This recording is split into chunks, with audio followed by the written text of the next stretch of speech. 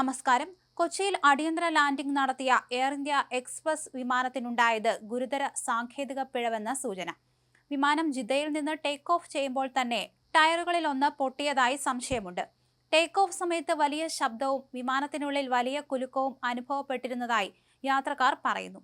സാങ്കേതിക തകരാർ ഉണ്ടായ കാര്യവും അടിയന്തര ലാൻഡിംഗ് നടത്താൻ പോകുന്ന കാര്യവും യാത്രക്കാരെ അറിയിച്ചത് കൊച്ചിയിലെത്തിയപ്പോൾ മാത്രമാണ്. കോഴിക്കോട്ടേക്ക് റോഡ് മാർഗം പോകണമെന്ന് യാത്രക്കാർക്ക് എയർ ഇന്ത്യ എക്സ്പ്രസിന്റെ നിർദ്ദേശം ഉണ്ടായിരുന്നു. വിമാനം ക്രമീകരിക്കണമെന്ന് ആവശ്യപ്പെട്ട് യാത്രക്കാർ വിമാനത്താവളത്തിനുള്ളിൽ എയർ ഇന്ത്യ അധികൃതരുമായി വാക്കുതർക്കത്തിലാണ്. കൊച്ചിയിൽ വലിയ വിമാന ദുരന്തമാണ് തലനാരിഴയ്ക്ക് ഒഴിവായത്. ഇന്ന് പുലർച്ചെ 1:15-നാണ് വിമാനം ജിദ്ദയിൽ നിന്ന് പുറപ്പെട്ടത്. വ്യാഴാഴ്ച രാവിലെ 9:05-നാണ് ജിദ്ദയിൽ നിന്നുള്ള എയർ ഇന്ത്യ വിമാനം നെടുമ്പാശ്ശേരിയിൽ അടിയന്തര ലാൻഡിംഗ് നടത്തിയത്. നെടുമ്പാശ്ശേരിയിൽ അടിയന്തര ലാൻഡിംഗ് നടത്തിയ എയർ ഇന്ത്യ എക്സ്പ്രസ് വിമാനത്തിന്റെ ടയറുകൾ പൊട്ടുകയായിരുന്നു. ലാൻഡിംഗ് ഗിയറിലെ തകരാറിനെ തുടർന്നാണ് വിമാനം അടിയന്തരമായി ഇറക്കിയത്. വിമാനത്തിൽ 160 യാത്രക്കാരായിരുന്നു ഉണ്ടായിരുന്നത്. ജിദ്ദയിൽ നിന്ന് കരിപ്പൂരിൽ ഇറങ്ങേണ്ട എയർ ഇന്ത്യ എക്സ്പ്രസ് വിമാനമാണ് നെടുമ്പാശ്ശേരിയിൽ ഇറക്കിയത്.